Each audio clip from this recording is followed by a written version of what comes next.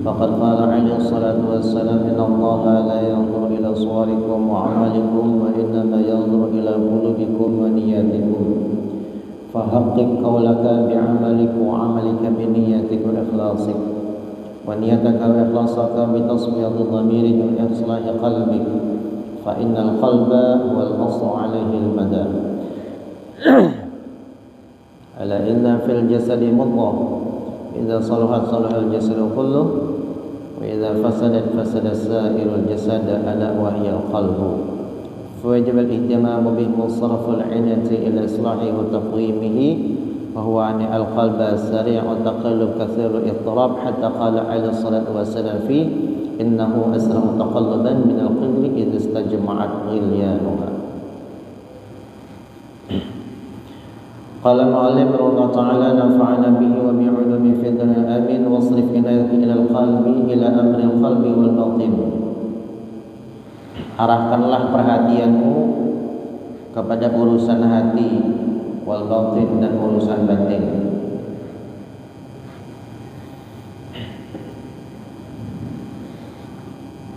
Karena sesungguhnya Allah Subhanahu wa taala sebagaimana sabda Nabi sallallahu alaihi wasallam la yanzur ila suwarikum, Allah pada melihat bentuk rupa kita. Apakah rupa kita itu putih atau hitam, gemuk atau kurus, ganteng atau gada, itu kada dipandang oleh Allah Subhanahu wa taala. Tapi yang Allah pandang adalah hati kita. Wa inna ma yanzuru ila qulubikum. Sesungguhnya Allah Subhanahu wa taala memandang kepada hati kita. Maka hati ini perlu perhatian khusus supaya hati kita ini benar-benar hati yang bersih, hati yang selamat, hati yang dekat kepada Allah Subhanahu wa taala. Karena orang yang akan selamat menghadap Allah Subhanahu wa taala adalah orang yang hatinya bersih. Yaumun la yanfa'u malun wala banun illa man atallaha min qalbin salim. Yang mana pada hari itu tidak akan selamat seseorang itu dan tidak akan bermanfaat anak ataupun hartanya kecuali orang yang menghadap Allah Subhanahu wa taala dengan hati yang selamat, hati yang bersih.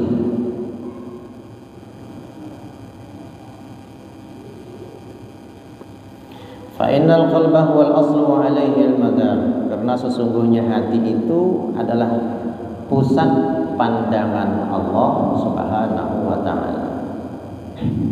Jadi hati itu pusat yang dipandang, pusat perhatian Allah Subhanahu wa taala. Kayak apakah bentuk kita ini?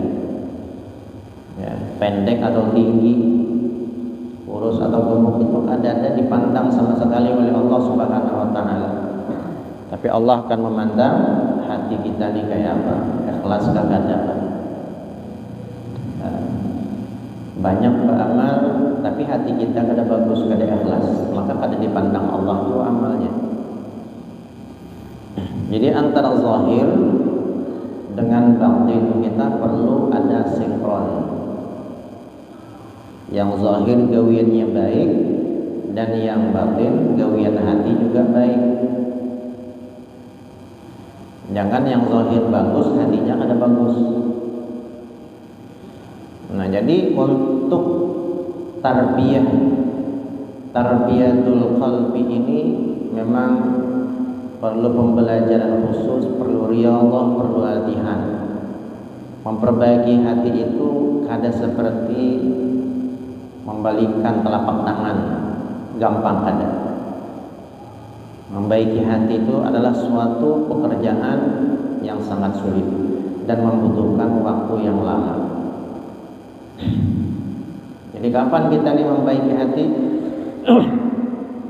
Ya mulai kita hidup sampai meninggal dunia, itu tugas kita terus memperbaiki hati.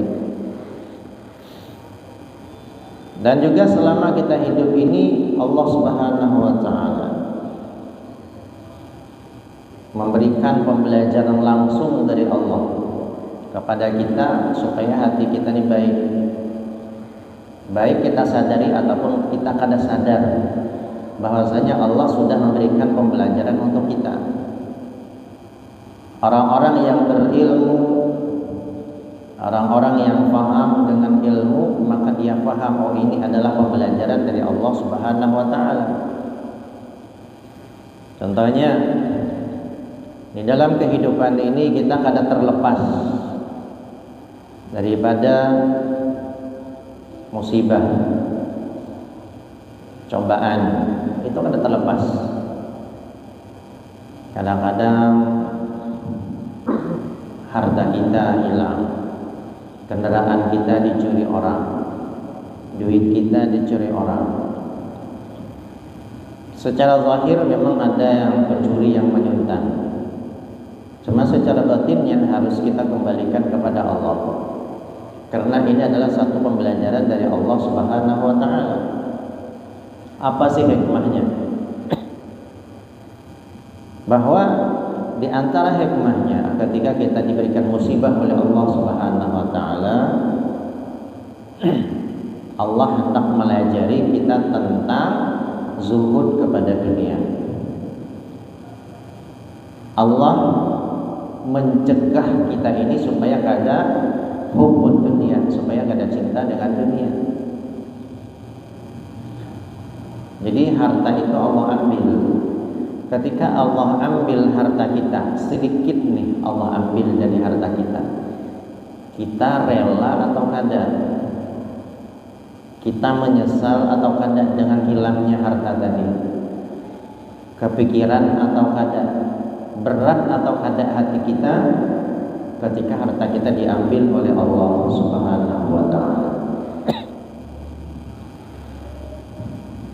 Ketika harta kita diambil oleh Allah Subhanahu wa taala dan kita masih merasa berat, masih ada rasa penyesalan, hilang misalnya duit 100.000, kepikiran kadang bawa guring semalaman misalnya. Ini contoh yang kecil, musibah yang kecil. Nah, kalau kita masih ada rasa berat ketika dihilangkan dunia oleh Allah Subhanahu wa taala, berarti di dalam hati kita itu masih ada yang namanya hubbud dunia, cinta kepada dunia. Sedangkan hubbud dunia, kata Nabi sallallahu alaihi wasallam, ra'su kulli khati'atin. Cinta kepada dunia, kata Nabi sallallahu alaihi wasallam, adalah puncaknya dari segala macam kejahatan, adalah disebabkan karena hubbud dunia, cinta kepada dunia. Gara-gara mengejar dunia, cinta kepada dunia, orang rela aja sampai menipu. Gara-gara cinta dunia, rela dia mencuri, menyuntat, merampok, korupsi. Ini gara-gara apa? Asalnya adalah salah satu asbab utamanya gara-gara cinta kepada dunia. Jadi ini yang hendak dilatih oleh Allah Subhanahu wa taala supaya hubbud dunia ini waktu demi waktu semakin terkikis di dalam hati kita. Jadi Allah coba tarik sedikit demi sedikit. Allah latih. Kalau kita masih aja merasa berat ditarik oleh Allah Ta'ala harta kita, berarti hubbud dunia masih belum terlepas di dalam hati kita. Tapi ketika orang itu diberikan musibah oleh Allah, cobaan oleh Allah, hartanya diambil oleh Allah sebagian, sedikit, bahkan semuanya, inya ada sama sekali terpengaruh di dalam hatinya, ada sama sekali menyesal di dalam hatinya, berarti dia sudah berhasil mendapatkan pembelajaran dari Allah Subhanahu wa taala. Berarti inya sudah berpindah dari hubbud dunia kepada orang yang zuhud kepada dunia. Jadi orang yang zuhud kepada dunia itu bukan berarti orang yang miskin hidupnya. bukan berarti orang yang kadada bisi gawian. Orang yang zuhud itu bisa saja orang yang punya harta banyak, tapi harta sama sekali kadang melalaikan dia dari Allah Subhanahu wa taala. Harta sama sekali kadang sampai menggoyahkan keimanannya. Jadi ciri-ciri orang yang zuhud kepada dunia itu, dia punya harta banyak, punya dunia, tapi inya yang punya diri mengatur dunia itu. Inya yang mengatur dunia. Oh, ini waktu sholat dunia tinggalkan, ini waktu ibadah dunia tinggalkan. Berarti inya yang mengatur dunia. Kalau orang yang hubud dunia, diliputi oleh dunia, maka dialah yang diatur oleh dunia itu. Ujar dunia, sekarang waktunya sibuk, sekarang waktunya bagawi. Kena dulu sembahyang ujar dunia, sibuk kita bagawi. Akhirnya sholat kita tertunda, bahkan sholat kita tertinggal. Ujar dunia, ya, sekarang nih waktunya mencari dunia nih, waktunya kerja. Padahal sekarang sudah waktunya majelis. Ujar dunia, kalau usah hadir majelis, ini gawian masih banyak. Jadi kita umpati dunia, akhirnya majelis tertinggal. Berarti hidup kita diatur oleh dunia. Nah, ini tanda antara hubud dunia dengan zuhud kepada dunia itu, ya, adalah kalau orang yang zuhud, inya yang mengatur dunianya itu. Sedangkan orang yang hubud dunia, inya yang diatur oleh dunia. Maka sesuai dengan hadis qudsi, Allah Subhanahu wa taala berfirman, ya dunia man khadamaki, ya, wahai dunia, siapa yang berkhidmah kepadamu, fastakhdimi, maka jadikanlah dia itu pembantumu. Wahai dunia, dan wahai dunia, man khadamani fakhdumi, siapa yang berkhidmah kepadaku, kata Allah, maka layanilah orang tersebut. Ini Allah berkata kepada dunia. Jadi jar Allah, siapapun, ya, man khadamaki, yang sibuk waktunya, sibuk tenaganya, sibuk pikirannya untuk dunia, maka jadikanlah inya budakmu, kata dunia, kata Allah. Jadikan orang yang sibuk lewat dunia itu jadi budaknya dunia. Dan sebaliknya, siapa yang berkhidmah kepada Allah, mengabdi kepada Allah, waktunya banyak untuk Allah Subhanahu wa taala, Allah katakan lagi kepada dunia, ukhdumi, jadikanlah engkau budak kepada orang yang sibuk waktunya untuk Allah Subhanahu wa ta'ala. Nah, itu adalah percontohan kita hidup di dunia ini. Makanya semakin sibuk kita mencari dunia, maka rasa cukup itu semakin kecil, semakin menipis. Seperti kita mengejar bayang-bayang. Kita ini kan punya bayang-bayang nih masing-masing. Semakin kita kejar bayang-bayang itu semakin lari. Kayak itu juga kita ngejar dunia. Semakin dunia itu dikejar, maka semakin jauh dunia itu. Artinya merasa cukup itu kada bakal dapat. Jadi kalau hatinya untuk dunia, setiap waktunya untuk dia kejar untuk dunia, maka kada bakal ada yang namanya kata cukup, itu tidak ada. Keisi satu gunung emas pun hendak lagi gunung emas yang lainnya. Ini gunung emas padahal. Ibaratnya kalau itu hanya sekian kebutuhannya untuk makan hari-hari, dijual emas, sekian makan, sekian perjalanan, 10 keturunan pada habis. Tapi ini kada bakal cukup. Hendak lagi ke gunung emas yang lain. Dapat 2, hendak 3, dapat 3, hendak 4. Ya gitulah manusia. Karena Allah sudah kasih contoh seperti mengajar dunia itu seperti mengajar bayang-bayang, kada pernah dapat. Semakin laju kita buka, semakin laju juga bayang-bayang itu lari. Dan sebaliknya, ketika kita bertolak belakang kepada dunia, sama berarti kita membelakangi bayang-bayang itu. Ketika kita lari dari bayang-bayang, maka apa yang terjadi? Bayang-bayang yang akan mengajar kita. Artinya ketika kita lari daripada dunia, maka dunialah yang akan mendatangi orang tersebut, sesuai dengan firman Allah tadi. Orang yang fokus waktu, tenaga, pikirannya mengabdi kepada Allah, maka dunialah yang akan datang kepada orang tersebut. Tapi kalau tenaga, pikiran, waktu fokus untuk dunia, maka dia akan jadi budaknya dunia dan tidak akan bakal merasa cukup. Para hadirin dimakan Allah Subhanahu wa taala. Nah, itu adalah salah satu contoh pembelajaran dari Allah Subhanahu wa taala. Ketika kita diberikan musibah, berarti Allah hendak melatih kita nih supaya zuhud kepada dunia. Berhasil apa kada? Kalau kada berhasil, kan Allah diamkan. Suatu saat kan Allah coba lagi. Kalau kada berhasil juga, berarti kita gagal mendapatkan pembelajaran dari Allah Subhanahu wa taala. Jadi tujuan Allah memberi kita musibah itu hikmahnya sangat luar biasa. Yang menurut kita kada nyaman, menurut Allah baik.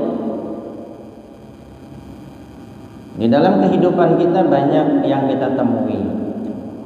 Di lingkungan kita hidup ini pasti kita menemui ada orang-orang yang menjengkelkan kita dalam kehidupan sehari-hari itu. Ada orang yang katuju menyariki, ada orang yang katuju berkata kasar, ada orang yang pemarah, ada orang yang macam-macam yang menurut kita kada baik. Tapi setelah kita kembalikan secara hakikat, jadi bedakan antara hukum hakikat dengan hukum syariat.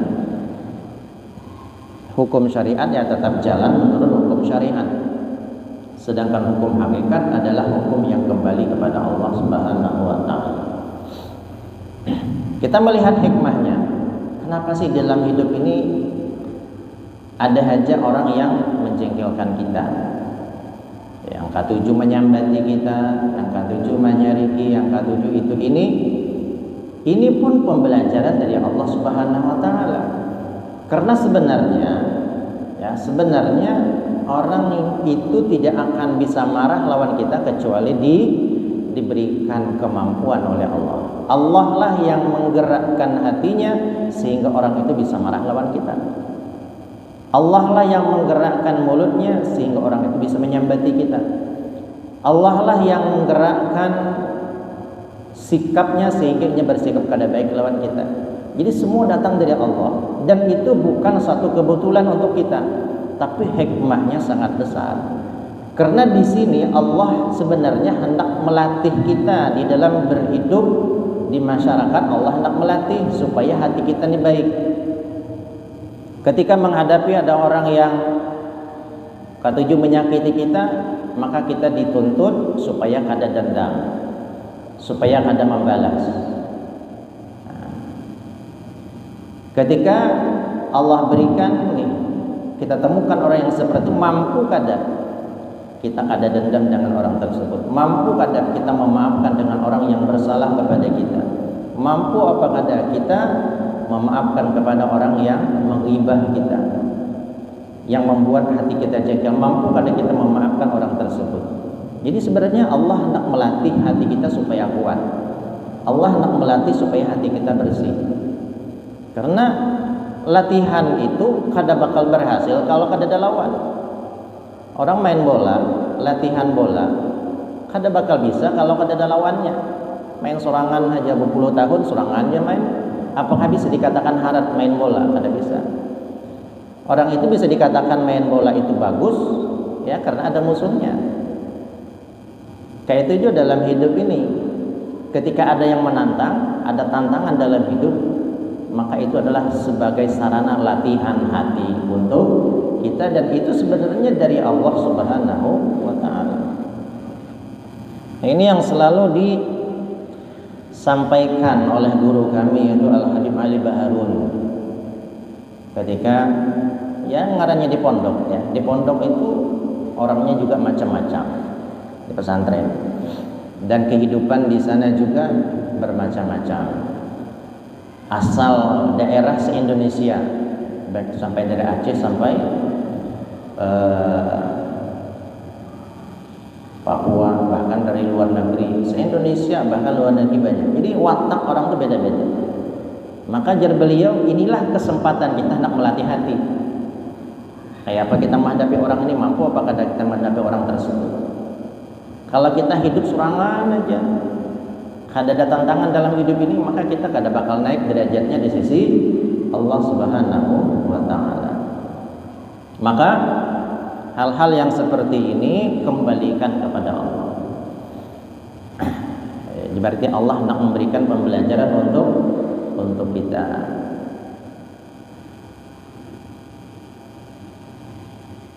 Kalau mampu kita bersihkan hati,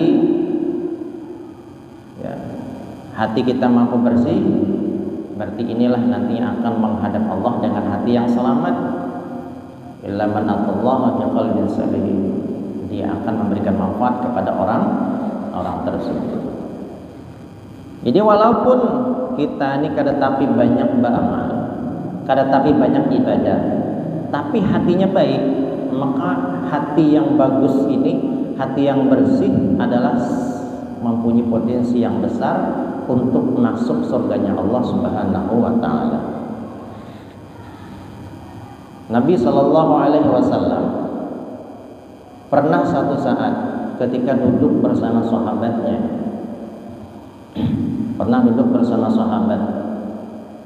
di luar masjid, ujar Nabi Shallallahu Alaihi Wasallam, ketahuilah wahai sahabatku, orang yang masuk surga nanti adalah orang yang pertama kali masuk ke dalam masjid ini. Kata lawas, ada datang orang masuk ke masjid. Inilah jar Nabi kena orang termasuk penduduknya surga. Ketika sahabat menyaksikan orang ini kada ada kemuliaannya sama sekali, kada ada keistimewaan sama sekali di mata para sahabat itu. Orangnya kada tapi ahli ibadah, kada juga biasa-biasa aja ibadah menurut mata sahabat kayak itu.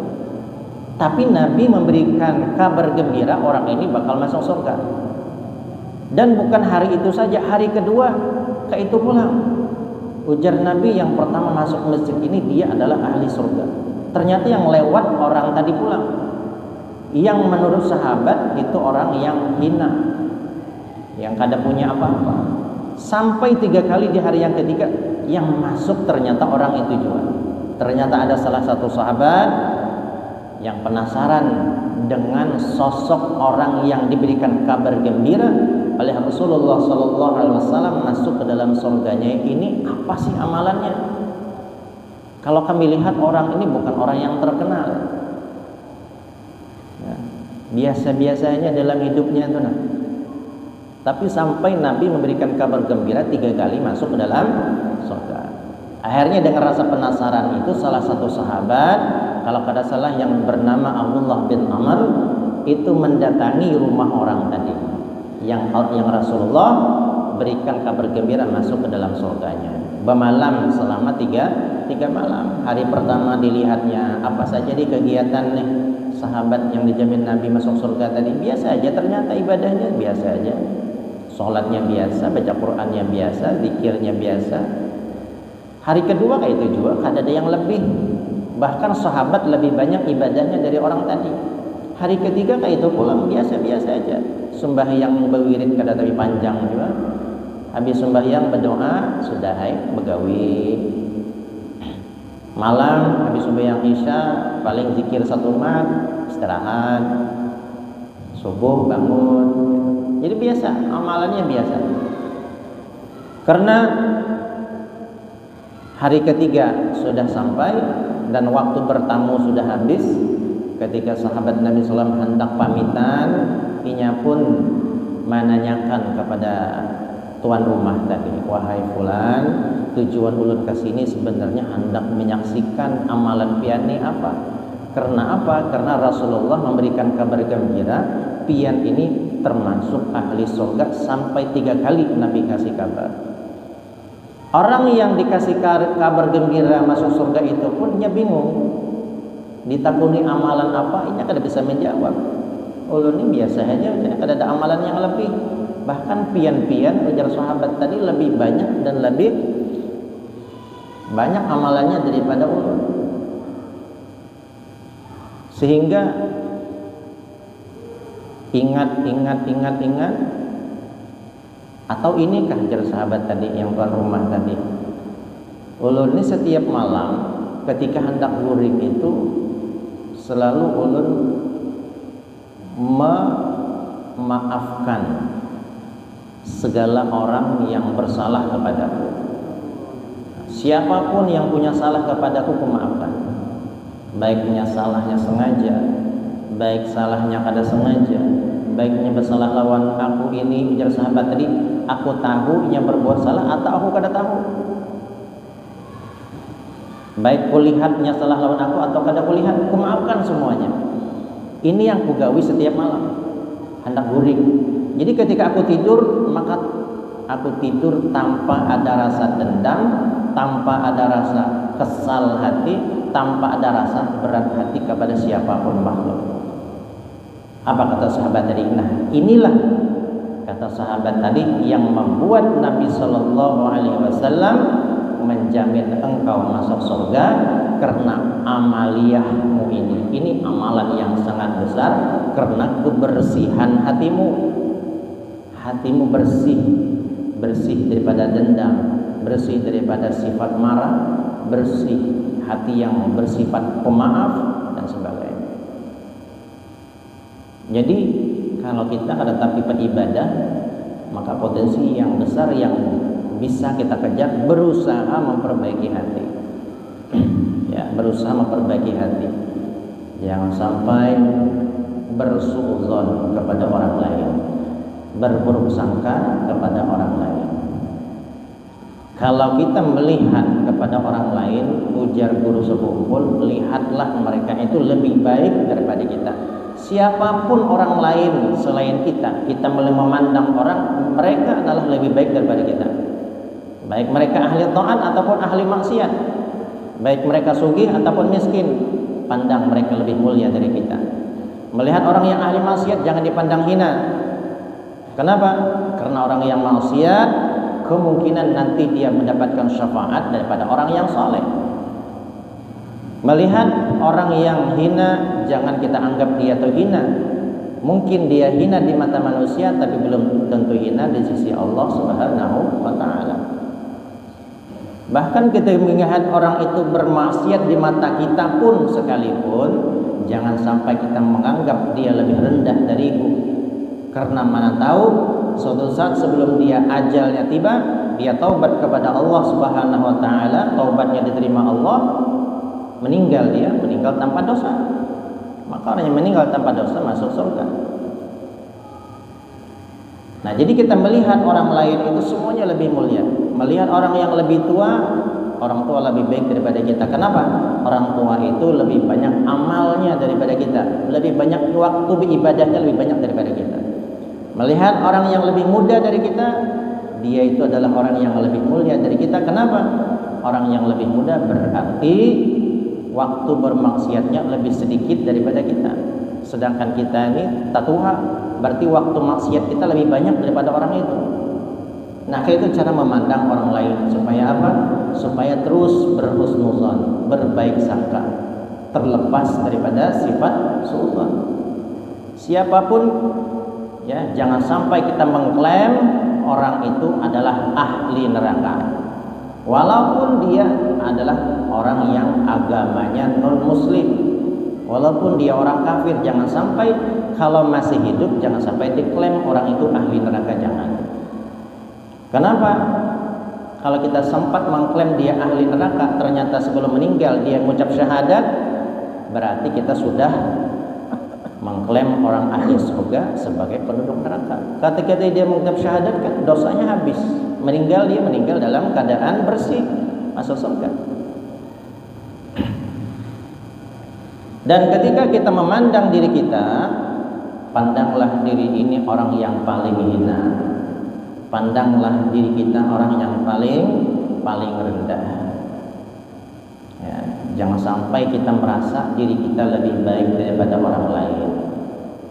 Insya Allah kalau ini kita bisa istiqomahkan, mulazamahkan, maka hati kita ini akan terriyadhah, ya, akan mudah, semakin hari semakin mudah untuk menjadi hati yang selamat, hati yang bersih, yaitu dengan cara memandang orang lebih mulia dari kita dan memandang diri kita adalah orang yang lebih hina daripada orang lain. Mudah-mudahan Allah Subhanahu wa taala berikan kita karunia hati yang bersih, hati yang selamat. Mudah-mudahan Allah kurniakan kita istiqamah dalam beribadah kepada Allah, dalam taat kepada Allah Subhanahu wa taala, dan mudah-mudahan Allah Subhanahu wa taala anugerahkan kita meninggal dalam keadaan husnul khatimah. Amin ya rabbal alamin. Ala hajina wa likunil salih wa ala man salakum wa al-fatihah.